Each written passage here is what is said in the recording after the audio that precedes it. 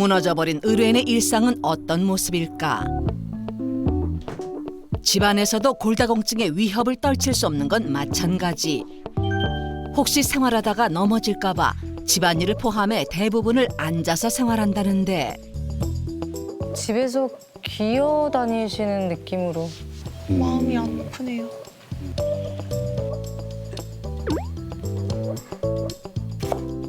식사 준비를 하기 위해 재료를 손질할 때도 바닥에서 하는데 근데 안 불편하세요? 이렇게 바닥에서 하면은? 불편해도 그걸 감수해야지요. 서 있어서 하면 힘들어요. 그리고 이렇게 자꾸 이렇게 균형이 안 맞으니까 넘어져가지고 골절이라 되면 그때는 더 큰 문제가 발생하죠. 자리에서 몸을 일으킬 때도 의지할 곳을 찾는 그녀. 불을 사용하려면 일어날 수밖에 없는데 그러니까 뭔가를 다 잡고 일어나셔야 돼요. 불안한 거예요. 또 넘어질까 봐. 가스레인지로 요리할 때에도 창틀에 몸을 기대야만 간신히 서 있을 수 있다는데 딱 보기에도 불편한 모습이다. 아니 기대서 하더라도 힘드실 거 아니에요, 그래도? 그렇죠. 힘들면은 이렇게 자세를 이렇게 바꾸고 기대다가 의자에 좀 앉아 있거나 안 그러면은 아예 그냥 뭐 깔고 바닥에 앉아서 쉬었다가 좀 한참 뒤에 또 다시 하고 그래요. 골다공증이 생긴 뒤로 무너진 일상. 행여 다칠까 집안에서조차 마음을 졸이는 일이 다반사다. 잠시 쉬는 순간마저도 예외가 아닌데 뼈가 약해진 이후 침대 대신 바닥에서 지낸다는 그녀. 근데 골다공증으로 인해서 이거 생활이 굉장히 불편해지고 본인은 그 위험을 느끼고 사는데 네. 이 골다공증이라는 게 서서히 진행되는 건가요? 아니면 급격히 진행됩니까? 느끼시기에는 다 갑자기라고 느끼시는 경우가 네네. 많지만 실제로는 뼈는 장기간에 있어서 점점 약해지고 있었을 겁니다. 그 단단해 보이는 뼈도 그 사실은 이제 피부처럼 노화를 겪게 되거든요. 네. 다만 뼈는 이제 피부처럼 바로 뭐 주름이 생기거나 뭐 이렇게 겉부터가 아니라 속에서부터 늙기 시작하는데요. 네. 골다공증으로 가는 과정을 보여드리겠습니다. 아, 그래요? 예.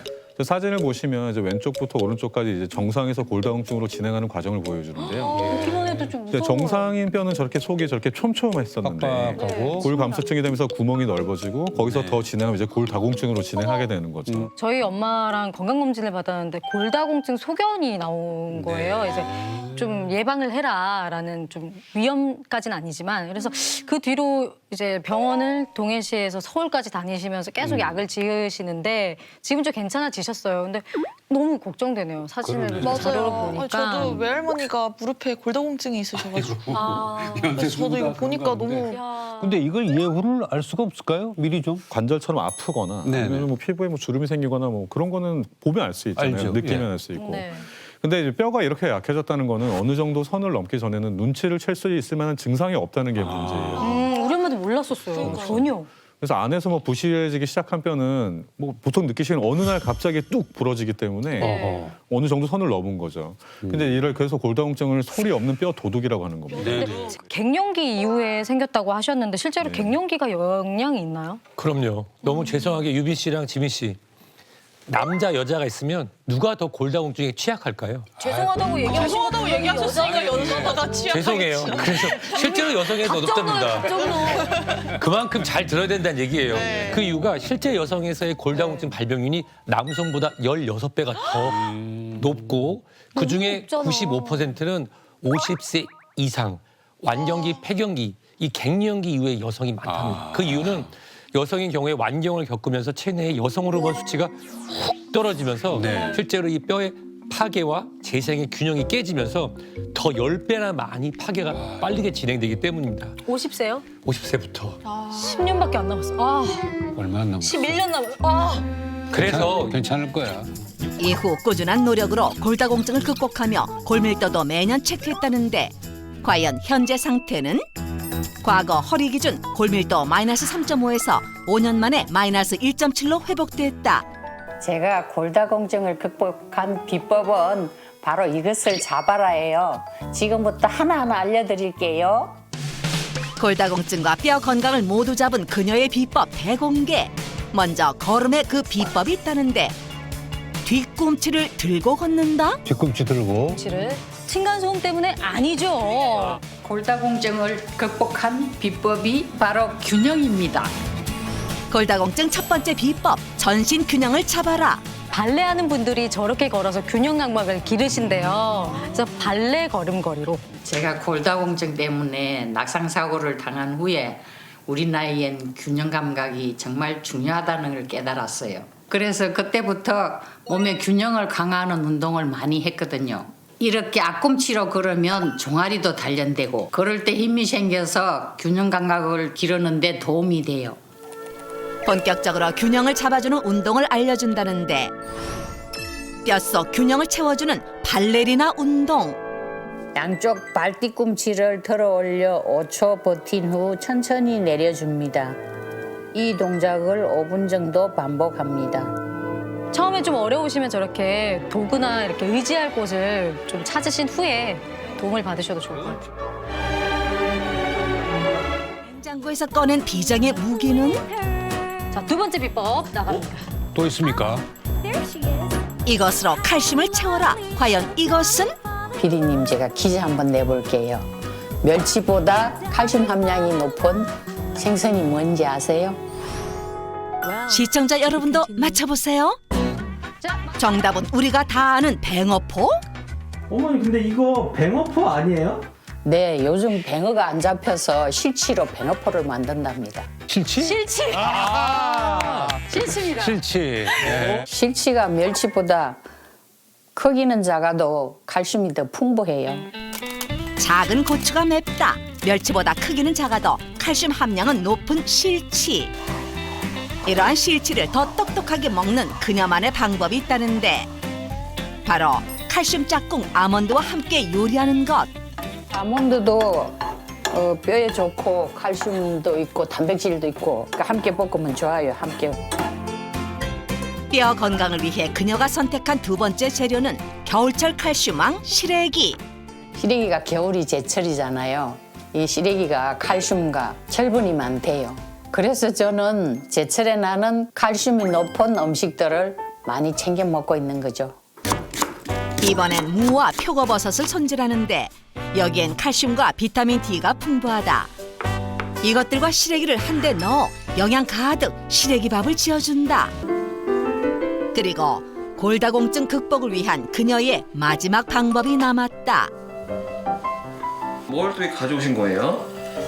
이거 한번 보실래요? 닥터 지바고를 위해 특별히 공개한다는 이것. 반짝반짝 금빛을 띠는 이 가루의 정체는? 뼈 건강을 위해서 챙겨 먹는 MVP예요. 음식으로 칼슘을 보충하고 있는데 그건 한계가 있더라고요. 박정아 씨가 하루에 한 번 꼭 챙겨 먹는다는 MVP 가루.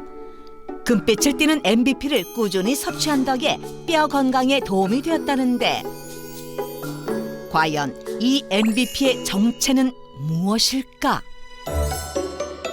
아, 저 박정아 주부님이 드시는 MVP요? MVP는 어떤 건가요? 네, MVP는 밀크 베이직 프로틴의 약자인데요. 우유 속에 극미량으로 존재하는 알칼리성의 생리활성 물질이에요. 그러니까 우리의 뼈는 평생 지속적으로 이제 분해가 되고 생성되는 과정을 반복하면서 네. 균형을 유지하거든요.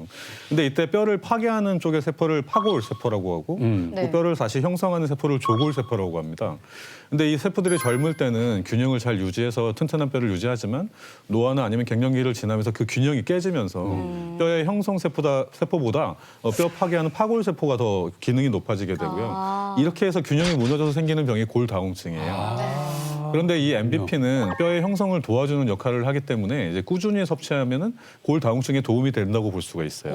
네네. MVP가 그러니까 밀크 베이직 프로테인. 네. 뼈 노화를 막는데 도움이 된다는 말씀이죠? 네, MVP는 뼈 파괴를 억제해서 뼈의 노화를 막아주는데요. 네. 그 어떤 한 연구에서 이제 여러 개의 구멍이 생긴 그 토끼의 뼈 세포에 MVP를 투여했더니 파골 세포, 아까 뼈를 파괴한다는 파골 세포는 억제되고 조골 세포는 강화돼서 뼈의 구멍 수와 크기가 줄어든 걸 확인할 수가 있었습니다.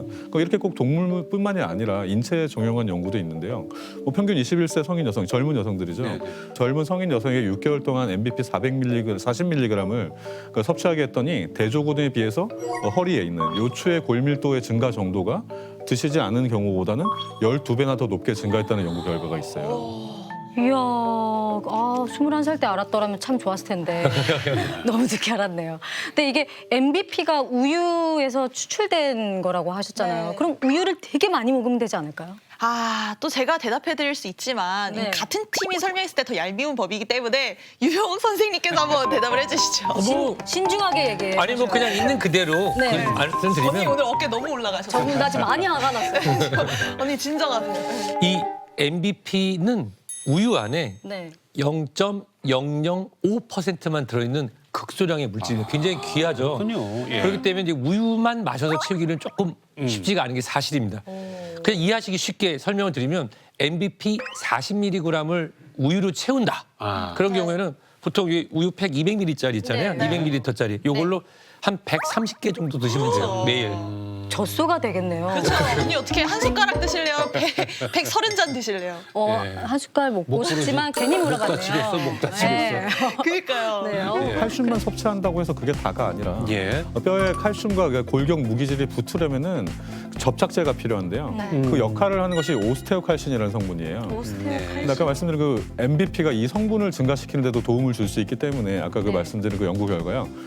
평균 21세 젊은 여성을 대상으로 6개월간 MBP 40mg을 섭취하게 했던 그 연구에서도 같은 연구에서 오스테오칼신 성분도 MBP를 섭취하는 군에서 유의하게 증가했다고 보고가 된 바가 65세 이상 이제 폐경기가 지난 여성을 두 그룹으로 나눠서 1년 동안 한 그룹에만 이제 MBP를 섭취하게 하고 대조군에서는 이제 섭취하지 않게 했더니 그 섭취한 군에서는 이제 대조군 대비해서 뼈 파괴 지표는 이제 유의하게 감소했고 골 강도는 1.5%가 증가된 결과가 나타났어요. 그렇군요.